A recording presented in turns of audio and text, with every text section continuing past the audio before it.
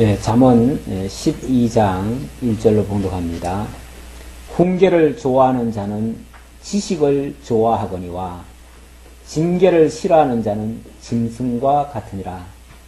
선인은 여호와께 은총을 받으려니와 악을 꾀하는 자는 정죄하심을 받으리라. 사람이 악으로서 굳게 서지 못하거니와 의인의 뿌리는 움직이지 아니하느니라. 아멘. 여기서는 3절까지 봉독해 드렸습니다. 자, 하나님께서 당신이 원하시는 나라를 세우시고 그리고 당신이 원하시는 왕을 세우십니다. 그렇게 해서 준비된 왕국, 바로 다윗 왕국을 세워가시는데 거기에 세움을 잇기에 합당한 자가 누군가? 첫 번째로는 지혜 얻은 자라고 그랬습니다. 하나님께서 지혜 주신 자죠.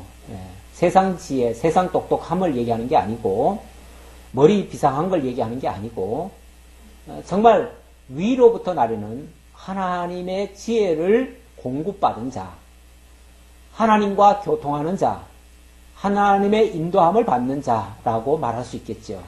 이런 자가 하나님이 세우시는 나라의 지도자로서 합당한 자이다 라고 말씀을 하셨습니다. 자, 그리고 오늘 두 번째에서는 훈계 듣는 자를 세운다고 그랬습니다. 훈계를 듣는 자. 훈계를 듣는다는 말은 길을 경청하는 거죠. 일단은 길을 경청하고 자기 고집을 피우지 아니하고 자기 주장을 하지 아니하고 자기가 마치 주인 행세를 하지 않는 그런 모습이죠. 그런 모습. 이제 내용에 가보면 알겠지만 누가 훈계를 듣고 누가 훈계를 싫어하는가? 자기 정체성이 굉장히 강한 자들은 자기가 왕이라고 생각합니다. 뭐 부처는 태어나자마자 첫 마디가 천상천하 유아독존 그랬다는데 그 말은 세상에 나가 혼자하고 내가 최고다 이거잖아요. 그렇죠? 천상천하에 나 외에는 없다 그 얘기 아니에요. 그래서 좋은 뜻에서 얘기했을 텐데 왜 그 말을 했는지 모르겠어요. 인간이 그만큼 자긍심을 가지고 살아라는 뜻에서 한 말인지 모르지만 자관 그걸 굉장히 좋게 얘기지만 우리 기독교에서는 그렇지 않습니다. 기독교에서는 철저하게 우리가 하나님께 종속된 자이고 하나님의 보내심을 받은 자이고 하나님의 인도를 따라 살아가는 자입니다. 그야말로 나 스스로 살 수 있는 존재가 아니라 하나님에 의해서 살며 기동하며 존재하는 인생이에요. 그러니까 철저하게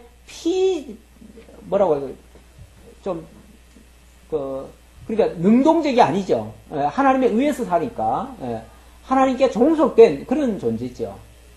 물론 이거는 일반인들이 들었을 때는 예수 믿는 사람들은 뭐 항상 하나님만 의지한다고 하나님만 얘기한다고 내가 할 일도 안 한다고 맨날 이제 그렇게 얘기하는데 하나님이 하게 하시는 일을 내가 하는 거죠. 그러니까 적극적으로 우리도 능동적으로 합니다. 하는데 하나님이 하게 하시는 일을 한다는 거지 하나님을 배제해놓고 한다는 얘기는 아니에요. 하나님을 배제하면 이는 그만 자기가 하나님 자리에 올라간 겁니다. 피조물이면서 마치 조물주인 것처럼 착각을 한 겁니다. 그러니까 훈계를 듣는 자는 자기가 피조물인 상태를 아는 자고요. 자기 분수를 아는 거고 듣지 않는 자는 자기가 마치 하나님 자리에 오른 자인 양 자기가 주인인 양 자기가 왕인 양 이렇게 생각하는 거죠. 물론 성경에서 우리에게도 하나님께서 너희를 왕같은 제사장이다. 상당히 우리를 높여주셨잖아요. 그렇죠? 하나님의 정말 특별한 백성이다. 특별히 소유된 백성이다. 얼마나 특별한 자입니까? 우리가 특별한 자 맞습니다. 하지만 하나님 빼놓고 나면 우리는 빈껍데기죠. 하나님 안에서의 왕이고 하나님 안에서의 정말 능동적이고 모든 걸 할 수 있는 그런 자란 얘기예요. 그러니까 하나님을 배제해서는 말이 안 되는 겁니다. 하나님 안에서 우리가 할 수 있다. 훈계를 좋아한다는 말은 바로 하나님 안에 사는 자를 두고 하는 말씀입니다. 자, 훈계를 좋아하는 자는 지식을 좋아하거니와 지식을 좋아한다. 여기 지식도 세상 지식을 얘기하는 게 아니죠. 뭐 지식쟁이들이 훈계를 잘 듣는다? 안 그래요. 세상에서 보면은 지식쟁이들은요, 자기가 최고인 줄 알아요. 그렇죠? 세상에서 오히려 지식쟁이들은요, 자기를 넘어서는 꼴을 못 봅니다. 그래가지고 다른 똑똑한 사람들 다 깔아뭉개고라도 자기가 제일 높은 자라고 얘기를 하죠. 그러니까 그런 차원의 사람은 훈계 안 듣습니다. 훈계를 누구 말을 들어요? 내가 최고 똑똑한데, 내가 지식이 제일 많은데. 그러니까 세상에 제일 관리하기 힘든 사람이 똑똑한 사람들이에요. 지식 많은 사람들이에요. 그러니까 여기 표현은 그런 차원의 세상 지식을 얘기하는 게 아니고 그야말로 하나님을 아는 지식이겠죠. 하나님을 아는 사람만이 뭘 할 수 있어요? 하나님의 말씀을 들을 수가 있어요. 하나님을 아는 사람만이. 그러니까 이게 이제 잘못해지면은 우리가 흔히들 이제 우리 교회 내에서도 그런 소리를 하잖아요. 지식쟁이가 되지 말라고. 지식쟁이가 되면 문제가 생긴다고. 그러는데 그때 그 지식쟁이란 말은 진짜 하나님을 바로 알면 지식쟁이가 되는 게 아닙니다. 진짜 하나님을 알면 하나님 앞에 겸손히 무릎 꿇고 하나님의 뜻을 바라고 하나님 말씀 앞에 순종을 하는 그런 삶의 형태로 바뀌어져요. 그게 진짜 지식가예요. 그러니까 하나님을 아는 지식가죠. 진정한 지식가죠. 그런데 이 어설프게 알고 어떤 학문적으로 접근을 하고 아니면은 무슨 뭐 역사적으로만 접근하고 이렇게 되어지면 뭐 알기는 안다고 말할 수 있겠죠. 알기는 안다고 말은 할 수 있겠지만 그게 참된 지식은 아니라는 거죠. 우리가 성경을 보다 보면 성경이 얼마나 많은 역사책으로 기록되어 있습니까? 얼마나 역사에 많은 내용이 있습니까? 뭐 정말 외울 것도 많고 정말 살펴봐야 될 게 너무 많습니다. 그러다 보니까 지식을 추구하지 않을 수가 없어요. 왜냐하면 그걸 알아내려니까 지식을 찾을 수밖에 없죠. 그런데 그렇게 해가지고 예를 들어서 내가 뭐 줄줄줄 깰 정도로 알게 됐다. 내용을 알게 됐다. 그러면 진짜 알게 된 건가?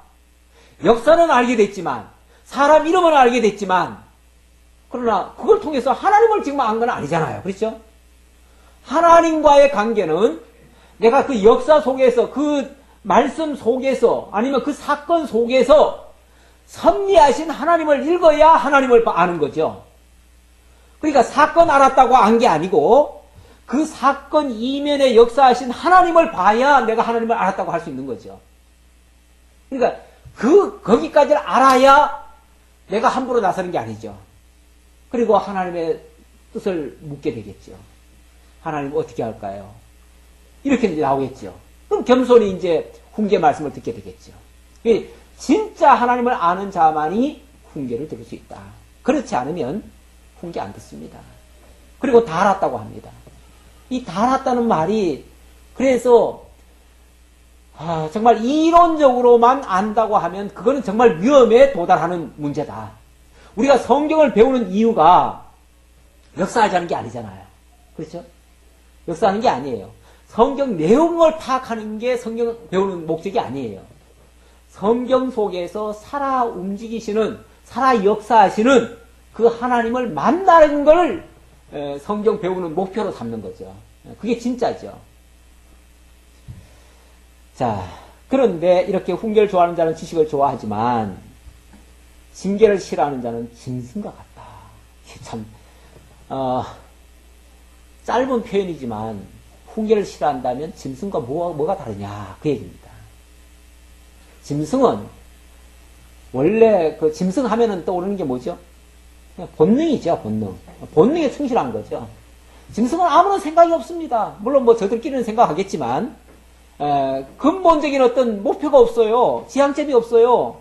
왜 살아야 되는지 몰라요. 그냥 태어났으니까 사는 거고 살았으니까 그냥 먹거리 찾아다니고 먹거리 먹으면 그냥 생육하고 그냥 그게 다 끝이에요. 그게 전부예요. 그게 다 그냥 본능의 요구를 그냥 충실히 따랐을 뿐이에요. 뒤도 몰라요. 그러다가 그냥 죽으면 그만이에요. 뭐 죽어온 거 안타까운 것도 없어요. 동물들은 보면은 저 곤충들이나 이런 것들 보면요, 막 수백만 마리가 막 이게 태어나는데 사실 죽어가는 거 보면요 막 거의 다 죽어가고요. 1, 2%가 살아남습니다. 확률로 보면 그렇습니다. 하기야 인간도 사실은 그렇더라고요. 인간도 원래 처음에 생성될 때 보면은 그게 정충이 한 3억 마리 중에서 한 마리가 살아난다고 그러더라고요. 그러니까 정말 인격을 갖추기 전까지의 인간의 모습은 동물과 사실 다를 거 없습니다. 똑같습니다. 더 냉정하게 말하면 하나님을 알기 전까지는 동물과 다를 바가 없습니다. 그래요. 인간이 진짜 인간다운 모습을 띌 때는 하나님 만났을 때부터입니다. 하나님을 만나고 새로운 생명을 공급받았을 때, 그때부터 정말 인간의 삶, 인간다운 삶을 이제 비로소 시작하는 거예요, 시작. 그때 시작이에요. 그 이전까지는 그냥 본능에 충실할 뿐이에요. 예. 왜 태어났는지도 모르고, 왜 사는지도 모르고, 무엇을 위해 살아야 되는지도 모르고, 무엇이 가치 있는 것도 모르고, 그냥 좋은 대로 가는 거죠, 좋은 대로. 그게 바로 징계를 싫어하는 자는 짐승과 같다 그랬는데, 이 징계라는 말은 원래는 이게 채찍이라는 뜻이에요. 채찍이라는 뜻인데, 이 채찍을 하는 이유가 뭡니까? 채찍을 하는 이유는 뭔가 길을 조금 굽게 간다든지 좀 뭔가 좀 올바른 걸 알지 못했을 때 그걸 일깨워 가지고 바로 가라고 길을 이렇게 인도하기 위한 그게 징계입니다. 그런데 내가 이리 가려고 하는데 기어코 이쪽으로 끌어냈으니까 아무래도 부딪힘이 있고, 부딪히니까 자기 의지대로 못 가니까 불편함이 있지요. 그러니까 쉽게 말하면 나에게 고통이 다가오지요. 그게 다가오지요. 그러니까 징계가 어떨 때는 고통으로 다가와요. 원래는 그 징계 자체가 고통은 아닌데 징계를 받았을 때에 내가 느끼는 거는 고통으로 느껴질 수가 있어요. 그래서 그 징계를 좋아하는 사람은 없습니다.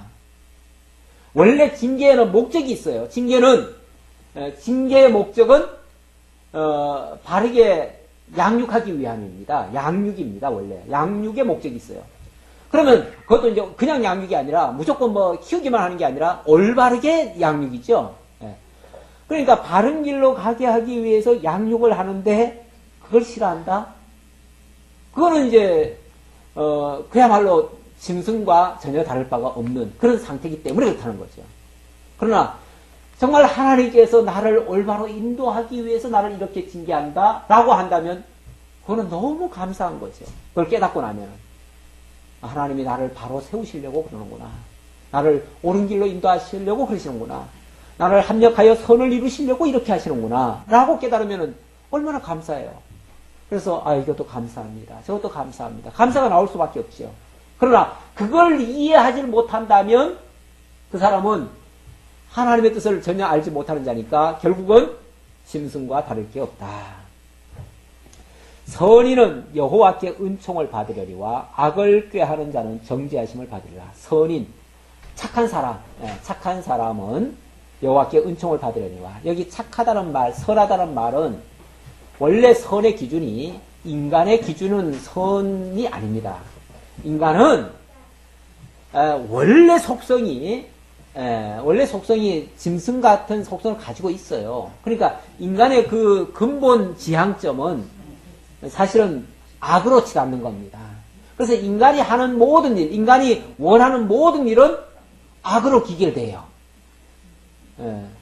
하나님이 첫사람 아담을 만들어 놓고 선악을 알게 하는 나무의 열매를 앞에서 딱 보여줬잖아요. 그래 놓고 네가 이걸 먹는 날에는 선악을 알게 되어 네가 멸망할 거다. 이렇게 얘기를 했습니다. 이렇게 얘기를 했는데 선악을 안다는 말은 자기 기준이 생긴다는 얘기입니다. 자기 기준이 생기는 그 자체를 하나님은 뭐라고 얘기를 하냐면 악하다라고 얘기를 해요. 인간은 자기가 좋다고 생각하는 건데 그걸 하나님은 악하다라고 얘기를 해요. 그러니까 이 기준이 인간의 기준이면 이거는 벌써 그건 악이 되는 거고 하나님의 기준은 하나님의 기준에 부합되지 않으면 그 자체가 악이 된다. 그 얘기예요. 그러니까 선인이란 말은 결국 하나님의 뜻에 순복하는 자, 하나님의 뜻을 따르는 자, 그 얘기라고 볼 수 있고요. 그렇지 않은 자들은 악을 꾀하는 자죠. 악을 꾀한다는 말은 자기가 원하는 대로 가는 자죠. 그 자는 결국 정죄하심을 받으리라. 원래 죄라고 하는 게 뭐냐면, 죄라고 하는 게 뭡니까? 내가 좋은 대로 행하는 거. 그러니까 하나님이 좋아하는 대로 행하는 걸 선이라고 말한다면, 선행이라고 얘기한다면, 내가 좋아하는 대로 행한다면 그거는 악행이 되는 거고, 그걸 죄라고 얘기를 해요. 그러니까 기준은 철저하게 하나님입니다. 하나님의 기준에 부합되지 않았을 때 그걸 정죄라고 된다. 그렇게 얘기할 수 있죠. 사람이 악으로서 굳게 서지 못하거니와 의인의 뿌리는 움직이지 아니하느니라. 악으로서 굳게 서지 못한다. 근데 사람들이 여기에 착각을 많이 들어요. 내가 이렇게만 하면 성공할 것이다. 그게 자기 생각인데, 그 자기 생각이 얼마나 지금 하나님 앞에서는 악한데도 불구하고 그것만 이루어지면 성공이 될 것이고 그것만 이루어지면 자기 원하는 데 다 이루어질 거라고 생각을 해요. 근데 천만입니다. 자기가 계획한 대로 안 이루어지는 것이 더 많습니다. 그러면은 거기서 이제 깨달아야죠. 아, 이게 하나님의 뜻이 아니었구나. 내가 이걸 원했지만 하나님이 원하신 건 아니었구나. 그렇다면 내 뜻이 안 이루어지고 하나님의 뜻이 이루어질 수 있다면 그건 좋은 거다. 그러니까 내 뜻이 안 이루어졌다고 해가지고 하나님 뜻이 안 이루어진 게 아니고요. 내 뜻이 안 이루어진 게 하나님 뜻이 이루어진 거예요. 그러니까 우리는 예를 들어서 내가 이걸 요구했다 할지라도 그게 안 이루어져도 이미 하나님 뜻은 이루어졌으니까 내 뜻은 안 이루어졌어도 하나님 뜻이 이루어졌으니 감사합니다. 이렇게 나와야 원칙이에요. 그런데 사람들은 어떻게 생각을 하냐면 내 뜻이 안 이루어지면 왜 하나님 응답 안 하십니까? 하나님이 살아계십니까? 안 살아계십니까? 이렇게 나오는 거죠. 그렇죠? 자꾸만 자기를 기준을 해놓고 자기 뜻이 안 이루어진다고 하나님이 뜻을 안 이루어주는 것처럼 얘기를 한다 이 말이에요. 얼마나 이게 하나님에 대한 오해입니까?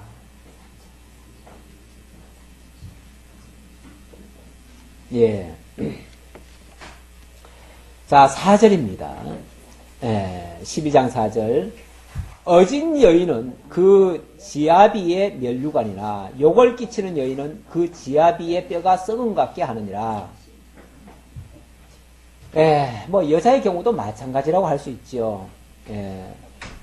다만 나타나는 모습이 남자가 조금 적극적이고 여자가 조금 소극적이라고는 할 수 있는데요. 여자의 경우는 훈계를 듣는다는 것이 어진 모습으로 나타난다는 것입니다. 그래서 어진 여인이라고 표현을 했는데 마찬가지로 훈계를 잘 듣는 사람. 그냥 사람이라고 했을 때는 남자를 지칭하는 말이고 여인이라고 얘기를 하면 여자를 지칭하는 말이죠. 그러니까 사실 뭐 남자와 여자가 무슨 근본적으로 차이가 있습니까? 근본적으로 차이가 없는데 다만 그 어떤 사회적 위치라든지 그 어떤 질서상 먼저 남자를 얘기하고 여자를 얘기하는데 아무래도 여자는 또 남자 아래에 있는 경우가 많기 때문에 그래서 이제 어진 여인은 그 지아비의 면류관이다 이렇게 얘기합니다. 그러니까 여자는 독립적으로 얘기를 하는 게 아니라 지아비와 섞어서 얘기를 해요. 지아비의 면류관이다. 그 말은 그 여자가 어졌을 때 다시 말하면 훈계를 잘 들었을 때 그 남편이 뭐한다? 빛난다. 그 남편이 면류관을 쓴다. 그 얘기 아닙니까? 그렇죠? 그 지아비의 면류관이라고 했으니까. 그러니까 그 여자가 하나님의 말씀에 잘 순종했을 때에 그 남편이 면류관을 쓰게 된다. 승리하게 된다. 그런 얘기죠. 그러나 반대로 욕을 끼치는 여인이라면 이거는 그 남편을 완전히 망가뜨리는 거예요. 그래서 그 지아비의 뼈가 썩은 것 같게 하느니라. 그 지아비를 완전히 망친다는 얘기죠. 그래서 훈계를 듣는다는 것이 어진 모습으로 이렇게 표현이 나왔는데 어질다는 표현도 그거 아니에요? 겸손히 순복하면서 이렇게 따르는 그런 모습이죠. 근데 이제 이런 말이 있죠. 세상을 지배하는 자는 남자지만 그 남자를 지배하는 자는 여자고 그 여자는 자기가 직접 나서서 면류관은 안 쓰지만 남편을 내세워가지고 멸류관을 씌우게는 할 수 있어요. 그러니까 결국은 그 여자에 따라서 남편이 좌지우지 된다는 얘기죠. 아무래도 그 여자의 영향이 많습니다. 근데 남자는 어떻게 보면 조금 즉흥적인 경우가 많아요. 남자는 아무래도 자기 마음대로 이렇게 할 수 있는 그런 이제 어떤 상황에 많이 놓여 있기 때문에 무슨 일을 하더라도 자기 마음대로 저지를 수가 있어요. 막 즉흥적으로 할 수도 있고 깊이 생각 안 하고 할 수도 있어요. 근데 여자인 경우는 어차피 자기가 나설 수는 없습니다. 사회적으로 자기가 앞장설 수 있는 위치가 아니잖아요. 그러다 보니까 남편을 내세워서 하는데 그 남편이 올바르게 처신하고 안 하고는 그 여자에게 달려있다는 거죠. 여자가 어떻게 컨트롤하느냐에 달려있다는 거죠. 근데 여자가 예를 들어서 하나님의 말씀으로 잘 자리가 잡혀 있으면 그 남편을 그쪽 방향으로 좀 이렇게 인도할 수가 있을 것이고, 만약에 여자가 그렇지 않다면은 안 그래도 남자 혼자도 이거 완전히 잘못되기 십상인데, 오죽하면 하나님이 홀로 있는 아담 보고 혼자 있는 것이 좋지 못하니 그랬겠어요? 그만큼 남자 혼자는 너무 형편없는 존재라는 얘기예요. 그렇죠? 시인이 안 돼요? 스스로는 설 수 없는, 쉽게 말하면 독립할 수 없는 존재라는 얘기예요. 그래서 하나님이 그 돕는 배필로 여자를 줬다고 그러잖아요. 돕는 배필이란 말이 옆에서 붙들어주는 자라는 얘기 있잖아요. 그렇죠? 그 말 자체가. 그러니까 붙들어주면 사랑구실하고 못 붙들어주면, 안 붙들어주면 이거는 아무것도 짝에도 못 쓸 인간이 되어버리는 거죠. 그렇죠? 좋지 못한 인간이 되는 거죠. 그러니까 넘어지잖아요. 그렇죠? 넘어져요. 그러니까 남자 혼자는 아무것도 못한다는 얘기예요. 그러나 어쨌든 뭐 보면은 어쨌든 앞장서는 자는 남자가 맞잖아요. 맞는데 여자가 붙들어주지 않고는 안 된다 그 얘기죠.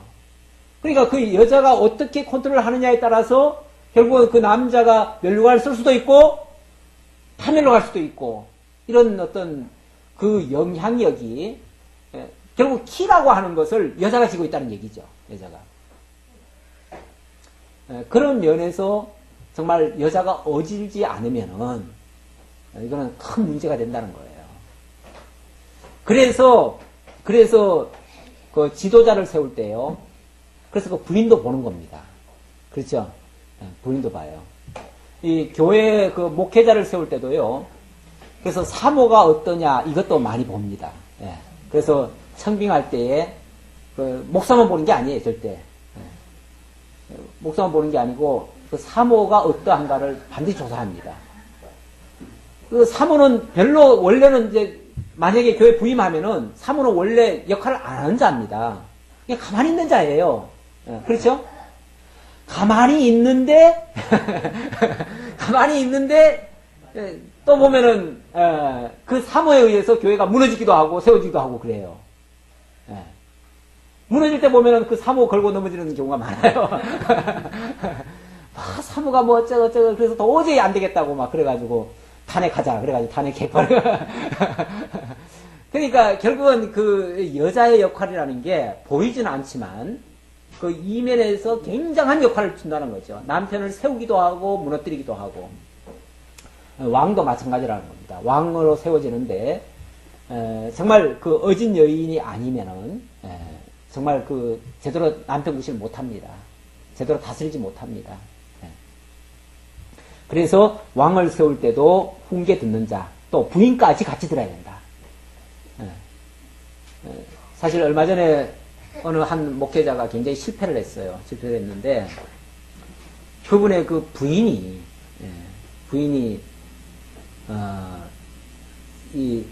어떻게 보면 신앙에 맞질 않아요. 맞질 않아가지고 계속 반대를 한 모양이더라고요.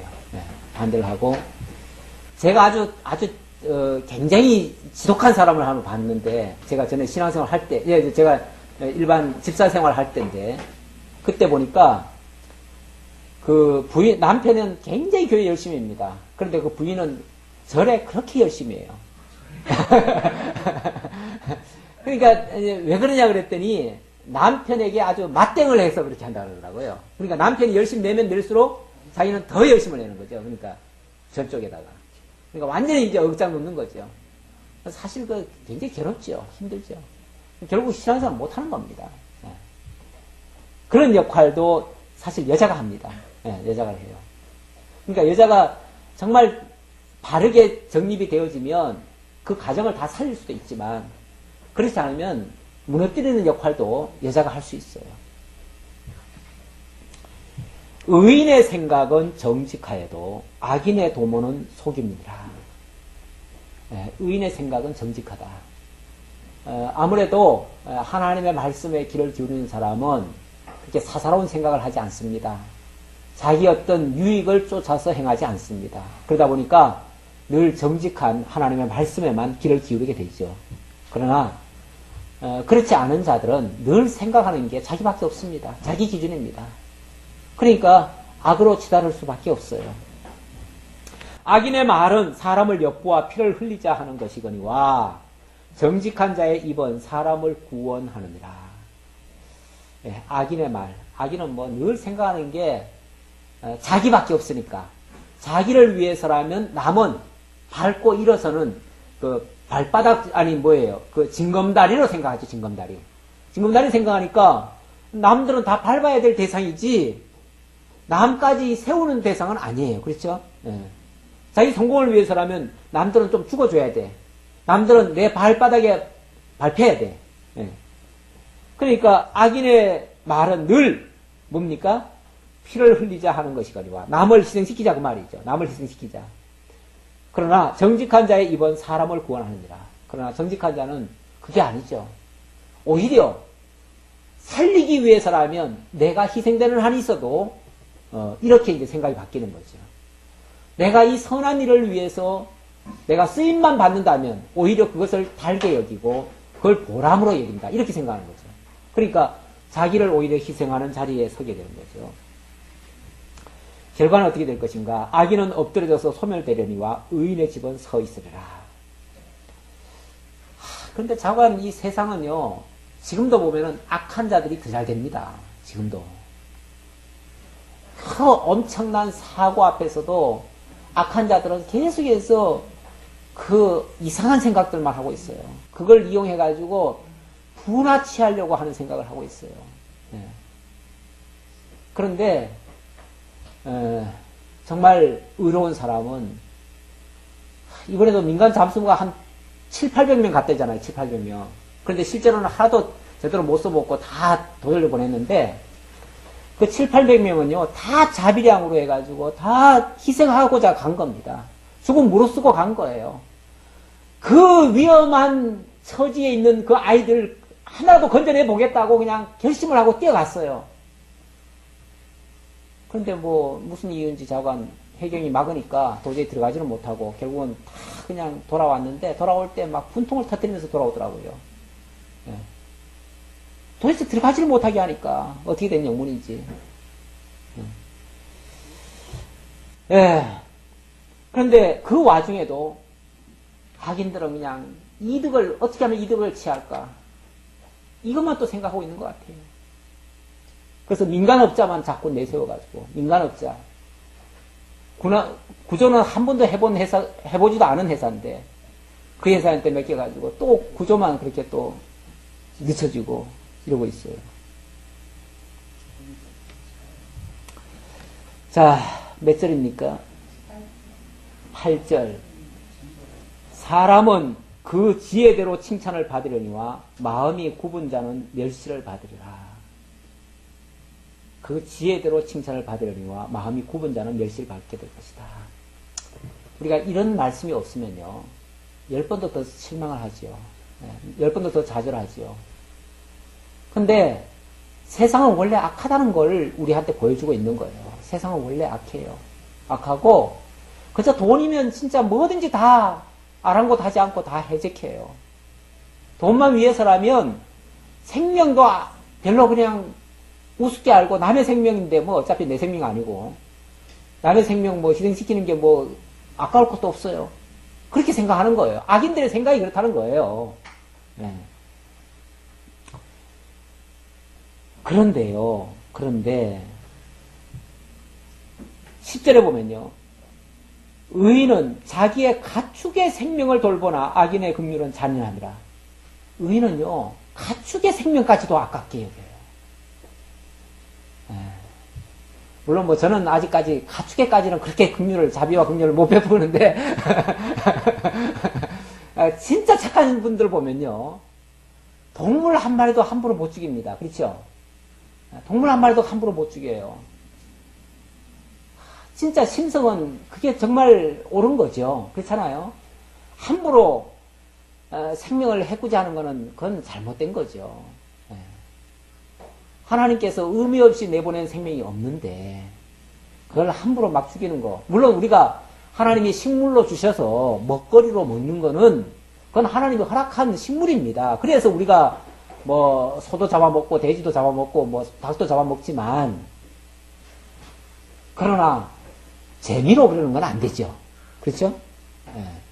즐기기 위해서. 저도 뭐 한때는 개구리 잡아가지고 그 안에 바람 집어넣고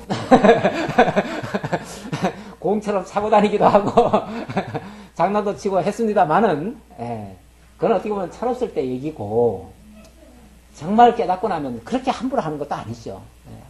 하찮은 생명이 어디 있습니까? 그렇게 다 필요해서 나온 생명인데 그렇게 함부로 막 죽여서는 안 되죠. 물론 해충이라고 정해놓은 것도 있습니다. 해충은 좀 죽여야 되겠지만 그렇지 않은 이상 그렇게 함부로 막 죽이는 거 진짜 착한 사람들은요. 진짜 의인들은요. 생명을 그렇게 함부로 다루는 게 아닙니다. 예?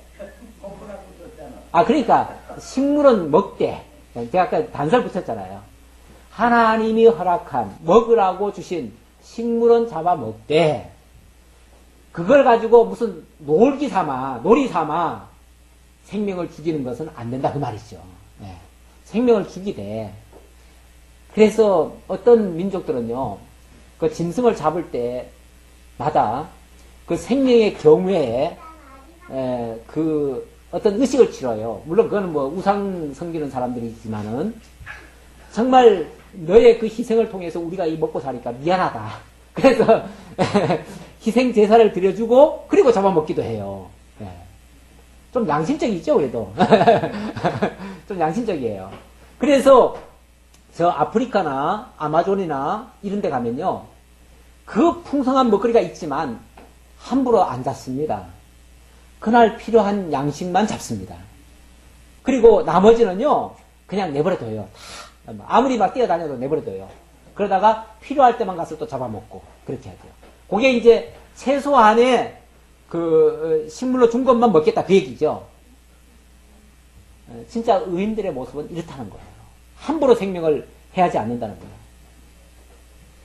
그런데 돈벌이를 위해서라면 사람의 생명도 아끼지 않는다? 이거는 정말 이건 무지막지한 거죠. 아까 구절을 안 읽고 넘어갔는데요. 비천히 여김을 받을지라도 종을 부리는 자는 스스로 높은 채하고도 음식이 핏절함 자보다 나으니라. 비천히 여김을 받을지라도 이건 어떻게 보면은 남이 어떻게 평가하든 간에 그 말이겠죠. 사람은 외모를 보고 평가를 하기 때문에 내가 어떤 외모로 어떤 지위를 가졌다든지 그렇지 않으면요 사람들은 다 무시해요. 그럽니다. 그래서 그걸 어떻게 꾸며보려고 막 위선도 떠들고 뭐 포장도 하고 막 이렇게 하는데 진짜 중요한 거는 그런 게 아니고요. 우리 중심이 어디에 있느냐입니다. 그 중심이 정말 건전한 생각 가지고 하나님의 말씀에 순복하면서 종까지라도 정말 아끼면서 이렇게 한다면 그런 사람은 훌륭한 사람이라는 거예요. 외모가 설령 좀 못하다 할지라도 훌륭하다는 거예요. 11절 자기의 토지를 경작하는 자는 먹을 것이 많거니와 방탕한 것을 따르는 자는 지혜가 없느니라. 이거는 자기 분수를 따라서 하나님이 주신 기업을 잘 지키면서 이렇게 한다면 그것보다 더 정직하고 깨끗한 게 없지요. 그런데 방탕한 것을 따르는 자, 방탕한 것이란 말은 그걸 막 흥청망청 하면서 허비하는 걸 얘기하는 거 아니겠어요? 예. 그렇다면 그거는 올바른 지혜자가 아니다. 특히 이 지도자로 세움을 입는 걸 얘기하고 있는 중인데요. 지도자는요, 원래 경제 개념도 분명히 해야 됩니다. 허랑방탕하는 모습, 이거는 정말 지도자로서 갖추지 못할 모습입니다. 갖춰서는 안 될 모습이죠. 만약에, 그런데 이제 보통 보면은 사치하고, 뭐, 쾌락을 좋아하고, 만약 이런 자가 있다면요, 모든 걸 그쪽으로 사용하겠죠. 정말 소중한 것에다가, 가치 있는 일에다가 사용하는 게 아니고, 그런 유흥 쪽이라든지 이런 데다 허비를 해버리죠. 그러면은, 나라도 위태로워지고, 모든 것이 다 잘못되는 거겠죠. 악인은 불의의 이익을 탐하나, 불의의 이익을 탐한다. 하나님이 허락한 것을 받아 누리는 자가 아니라, 막 수단 방법 안 가리고 착취해서 쓰려고 하는 자. 그게 불의의 이익을 탐하는 거 아닙니까? 근데 악인의 모습이 그렇다는 거고, 의인은 그 뿌리로 말미암아 결실하느니라. 의인은 무슨 뿌리입니까? 앞에서도 이 3절에서도 보면은 의인의 뿌리는 움직이지 아니하느니라 그랬는데, 그 뿌리는 하나님께로부터 세워지는 뿌리입니다. 하나님의 지혜로부터 세워지는 뿌리고, 결국 지금식으로 말하면 우리가 진리의 기둥과 터가 되는 그런 겁니다. 진리의 뿌리를 박아야죠. 진리의 뿌리를 박으면 정말 우리가 좌우로 흔들림 없는 그런 자세가 되겠죠. 그걸로 우리는 그걸 우리는 최고의 가치, 최고의 이득으로 여기지만, 저 악인들은 그냥 다른 걸 다 버릴지라도 이득만 차지하면 되는 거예요. 이득만. 수단방법 가리지 않고 물질적인 어떤 이익만 차지하려고 하는 거죠. 악인은 13절, 악인은 입술의 허물로 말미암아 그물에 걸려도 의인은 환난에서 벗어나느니라. 지난번에도 말씀드렸지만 이 말이라고 하는 거는 그 사람의 그 어떤 사상과 철학과 인격을 표현하는 겁니다. 표현하는 거예요. 그러니까 말이 굉장히 경솔하다.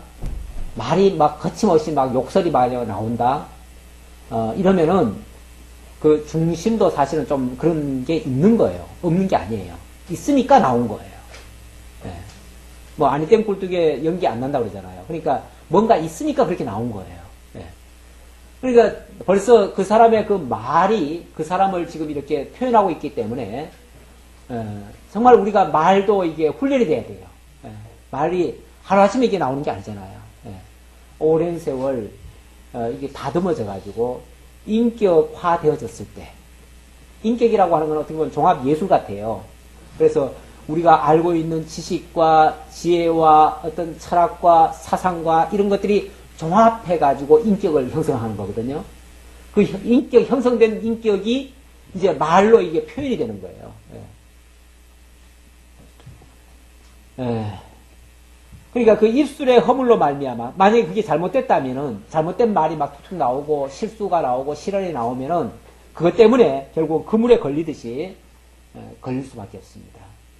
그래서 악인들이요, 처음에는 괜찮은 것 같은데, 그래서 왜냐면 뭐 미사 요구를 쓰고 뭘 하고 하기 때문에 처음에는 다 괜찮은 것 같아요. 그래서 분별이 안 돼요. 근데 어느 순간에 보면 탁 걸리는 게 있어요. 그런 거에 의해서 그 정체가 들통나는 거죠. 그래서 오래 못 가고 결국은 꼬리가 밟히죠. 악인의 그 길은 결국 꼬리가 밟혀서 나중에 가면은 폐가 망신을 당하죠. 사람은 입의 열매로 말미암아 복록에 족하며 그 손이 행하는 대로 자기가 받느니라. 입의 열매, 똑같은 얘기예요.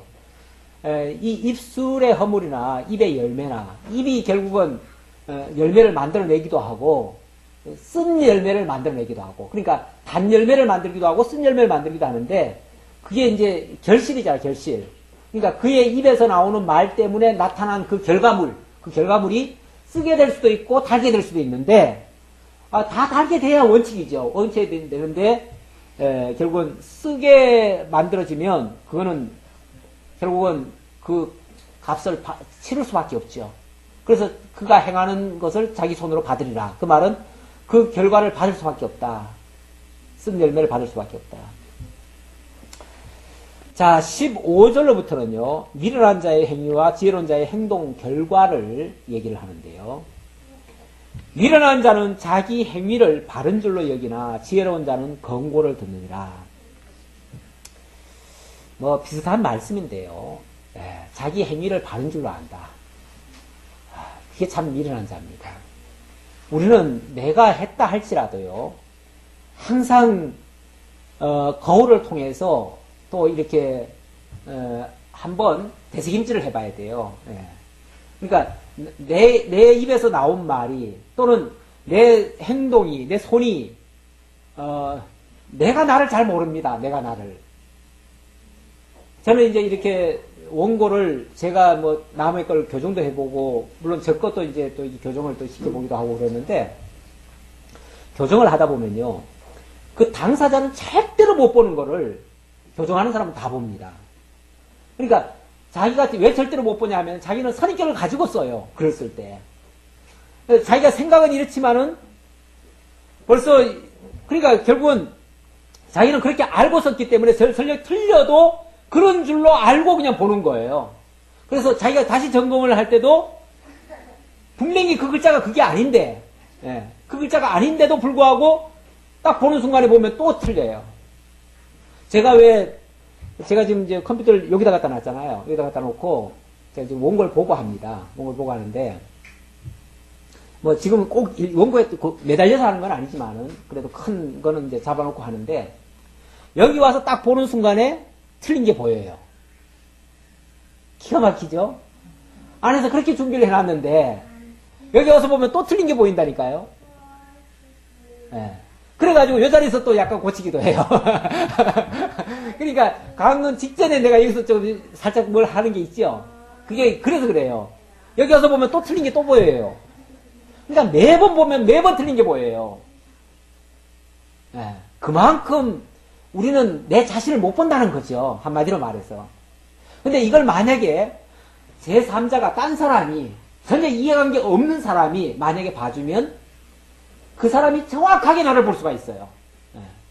그리고 이것도 정확하게 객관적으로 판단할 수가 있어요.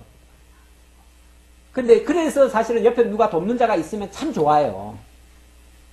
있는데 뭐 그런 게 이제 잘 안 돼 있잖아요, 시스템상. 그러니까 어떨 때는 제가 실수도 참 하지요. 그런 게 이제 잘 보이는 게 이제 주보 아닙니까? 주보도 어떨 때 보면 제가 안 고치는 게 많아요. 오늘도 뭐 틀렸다고 그래요? 오늘도 또 북부구 얘기를 해, 제가.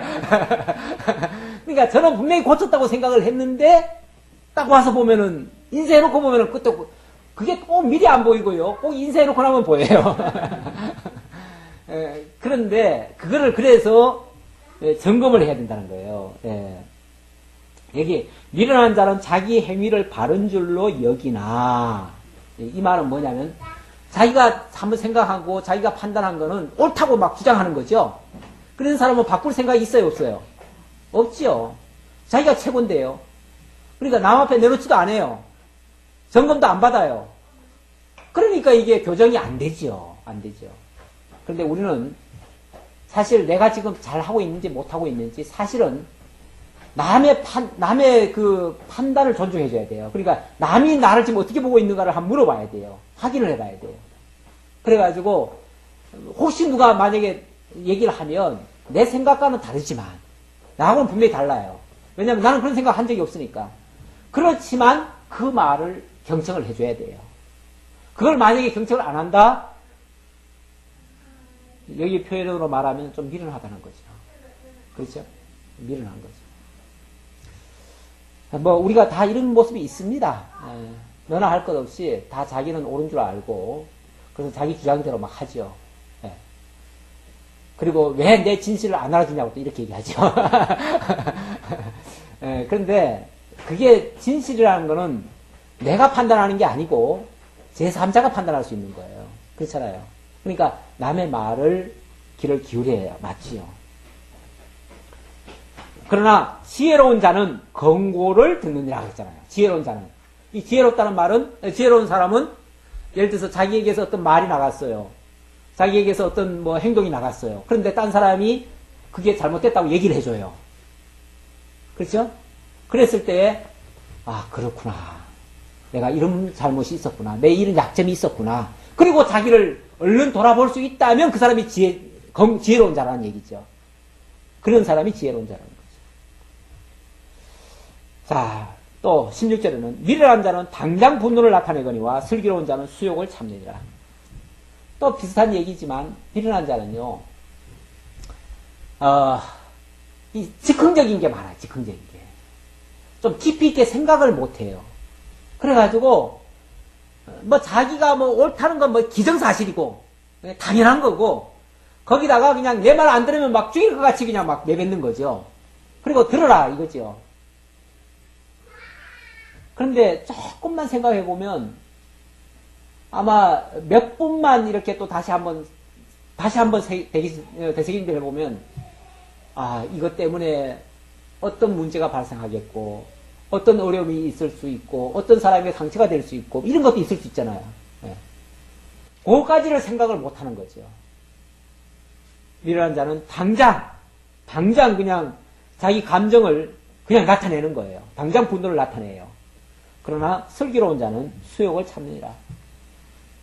예. 어떤 수모도 우리가 이제 분노를 왜 쉽게 막 표현하냐면 그게 막 굉장히 막 수욕으로 다가오잖아요. 예, 수욕으로 다가오니까 그걸 못 참는 거죠. 그래서 막 내가 다른 건 다 참아도 이거는 못 참아 그리고 막 뽑잖아요. 근데 사실은 다른 것도 못 참았으면서 예, 우리가 이제 그렇게 표현을 가끔 해요. 예, 가끔 하는데 그건 이제 자기 변명이죠. 내가 못 참는 변명을 그렇게 하는 거죠.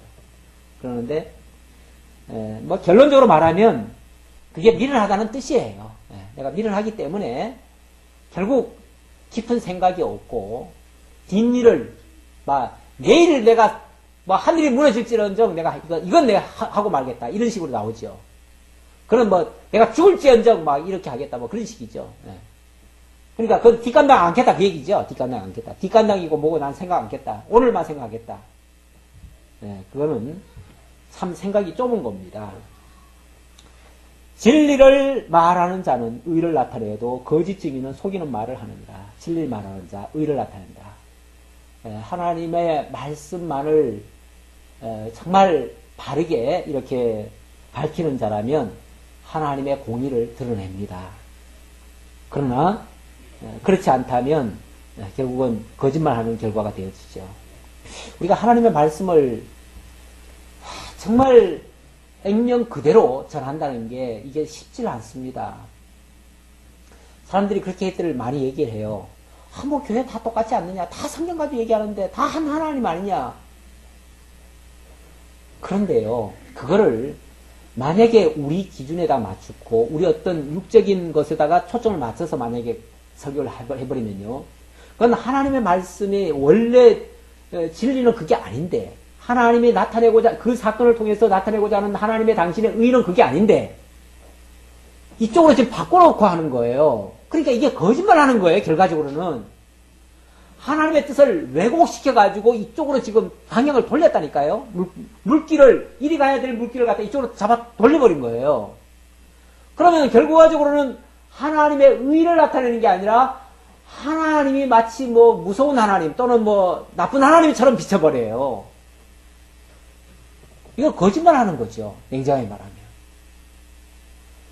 그러니까 이 성경 말씀을 진짜 조금만 잘못 건드리면요, 이거는 무진장이 잘못된 길로 나갈 수 있습니다. 그 유병헌 씨가 그 강론한 걸 좀 들어봤더니 이 양반은 완전히 그냥 뭐 비유만 풀이 하더라고요. 비유만 풀이. 근데 이단들이 거의 다 그래요. 비유풀이를 하는데 그래서 뭐 저 달을 보고 개가 멍멍 짖는데 그게 뭘 알겠느냐 뭐 이렇게 이제 비유를 하는데 그 개가 뭐냐면 다 인간들이 다 개들이라는 거죠. 저 달이 이제 진리고 자기가 전하는 진리인데 자기가 전하는 진리를 누가 알겠느냐 뭐 이런 식으로 얘기를 하더라고요. 네. 참 비유는 적절하게 아니 뭐 자기 딴에는 지혜롭게 했는지 모르지만 자기 풀고 싶은 대로 끌고 가려는 의도가 사실은 비유 속에 많이 담겨져 있습니다. 비유풀이 하시는 분들이 대부분 보면은 그 본 뜻을 정확하게 밝히는 게 아니고요. 그 말씀을 이용해가지고 자기 어떤 목적을 달성하는데 사용을 하는 거예요. 그 방법론으로 비유를 쓰는 거예요. 그러니까 자기 목적한 대로 다 끌고 가요. 다 끌고 가. 정명석이 그렇게 엉터리로 하는데도 정명석의 32개조를 한번 훑고 나면요. 헤어나올 사람 아무도 없습니다. 그런 식으로 빠져들어가는 매력이 있어요. 근데 그거 훈련시킬 때까지는 아예 집중교육을 시키죠. 어디 집어넣어가지고. 다른 사람들하고 아예 저것도 못하게 하고 딱 그냥 집중교육을 시키죠. 그래버리면 완전히 이제 신이 되는 겁니다. 신이 돼요.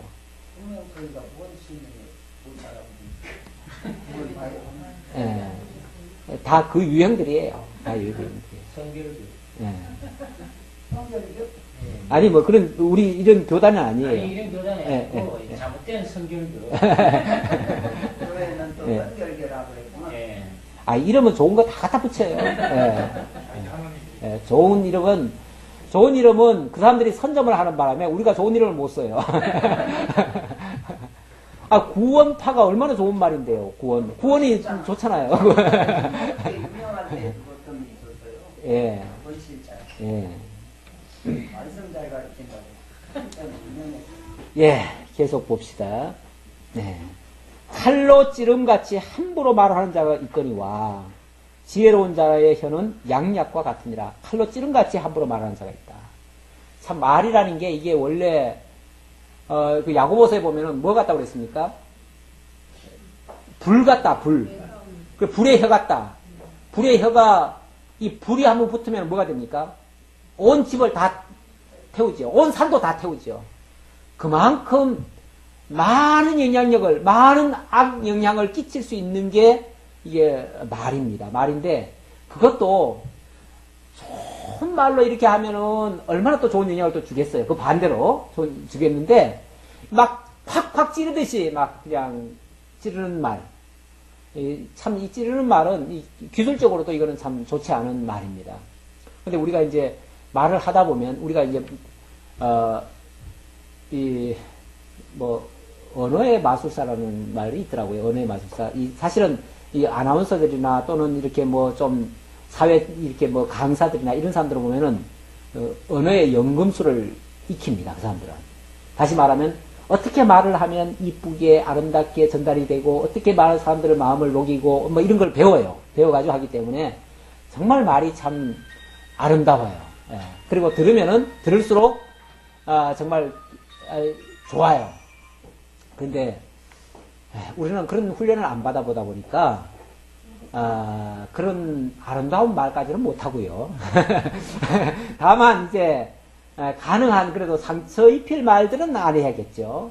그리고 어쨌든 그래도 유익한 말, 또 어쨌든 덕이 되는 말, 어쨌든 남을 평안하게 하는 말, 이런 쪽으로는 이제 좀 하려고 애를 쓰는데 뭐 그렇게 훈련이 잘 안 되다 보니까 조금 서툴긴 해요.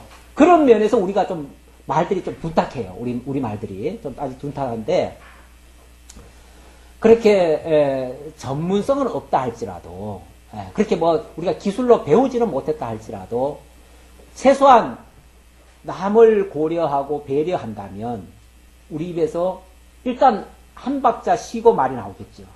그러면은 말이 한 번은 걸러집니다. 한 번 걸러지고 두 번 걸러지면 그 다음에 말이 조금 순화된 말. 그래도 듣고 이렇게 좀 뉘우치기나 할지라도 상처가 되지는 않도록 이렇게 할 수 있는 말. 이런 말은 우리가 만들어낼 수가 있죠. 그러니까 우리가 말을 할 때는 굉장히 심사숙고를 해야 되고 어쨌든 상대방의 가슴을 후벼 파는 소리는 하면 안 되죠. 상대방의 그 어떤 상처가 남을 수 있도록 말을 해서는 안 되죠. 상처가 남으면 이거는 약이 되는 게 아니고요. 약이 되는 게 아니고 그냥 오랫동안 그 딱쟁이가 앉아가지고 그 상처가 두고두고 이게 이제 문제가 불거져요. 그렇기 때문에 정말 우리가 말은 조심을 해야 됩니다. 좀 배우기도 하기는 해야 돼요. 할 수만 있으면 말을 좀 배워야 돼요. 배워서 할 말은 다 하되 할 말은 좀 하되 정말 어떻게 보면 좀 잘 정제해서 다듬어서 하는 말이 필요합니다. 요즘 뭐 청와대 대변인도 말을 이상하게 해가지고 자꾸 상처가 됐죠. 예. 그냥 유가족들한테도 그냥 유감이라고 얘기를 하니까 유감이란 말은 나 감정 남아있다 그 얘기거든요. 나 감정 남아있다. 그런 말은 굉장히 아주 할 수 없는 말이에요. 도저히 이건 할 수 없는 말을 갖다가 그거는 아주 막 적대 세력들한테 할 때 왜 보면은 유감이다 그런 말 하잖아요. 유감이란 말도 함부로 하면 안 되는 겁니다. 예. 일본 수장들이 우리 한국에 대해서 전부 다 유감이라고 표시하죠. 예. 사과하면서 유감. 예, 그게 굉장히 안 좋은 표현이에요. 예, 그거 안 좋은 표현이에요. 뜻이 예. 유감스럽다고 예. 나 감정 아직 남아있어. 그 소리거든요. 굉장히 그러니까 이게 원래 아나운서쯤 되면 말을 잘하거든요. 그러니까 나쁜 말을 할지라도 대통령이 설령 뭐 감정이 상해가지고 막 사석에서 막 나쁜 소리를 해도 대변인은 잘 따듬어가지고 그래서 아주 그냥 정화를 해가지고 그걸 마사지 한다고 그래요. 마사지 해가지고 그렇게 이제 내보내야 돼요. 원래.